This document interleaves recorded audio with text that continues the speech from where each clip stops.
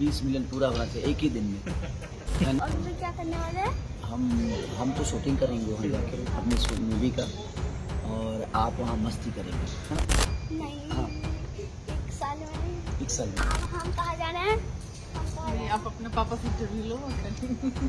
देखिए, आज सुबह से ही खेसारी लाल यादव और उनकी पूरी फैमिली का एक वीडियो बहुत तेजी से वायरल हो रहा है, जिसके अंदर खेसारी लाल यादव अपने बेटे को अच्छी अच्छी बातें समझाते हुए नजर आ रहे हैं। दोस्तों, ये देखने पर कहीं ना कहीं हमें खुशी मिलती है कि हमारी भोजपुरी इंडस्ट्री के अंदर एक संस्कारी परिवार भी है जो अपने परिवार के साथ हंसी खुशी से रहता है। वहीं अगर हम बात कर लें भोजपुरी इंडस्ट्री के दूसरे सबसे बड़े सुपरस्टार की, तो उनकी पारिवारिक दशा कैसी है इसको बताने की कोई भी जरूरत नहीं है। जी हाँ, मैं बात कर रहा हूँ पवन सिंह की। उनकी तो पारिवारिक दशा बहुत ज्यादा खराब है। इस टाइम पे उनके 3 तलाक भी हो चुके हैं, लेकिन अभी भी उनकी फैमिली पूरी तरह से कंप्लीट नहीं हुई है। मुझे लगता है अब फिर से एक तलाक होने वाला है, उसके बारे में हम कभी बाद में बात करेंगे। लेकिन हम बात कर लेते हैं अपने पहले भोजपुरी सुपरस्टार खेसारी लाल यादव के बारे में। देखिए दोस्तों, यही लगता है लोगों को कि खेसारी लाल यादव ज्यादातर टाइम अपनी फिल्मों को देते हैं, अपने गानों को देते हैं, क्योंकि खेसारी लाल यादव के गाने उस लेवल पे रिलीज भी होते हैं, क्योंकि हर दिन हर दूसरे दिन कोई एक नया गाना आ जाना, जिससे लोगों को यही लगता है कि खेसारी लाल यादव कभी अपनी फैमिली के पास जाते ही नहीं है। लेकिन यहीं पर लोग गलत हो जाते हैं। जी हाँ दोस्तों, खेसारी लाल यादव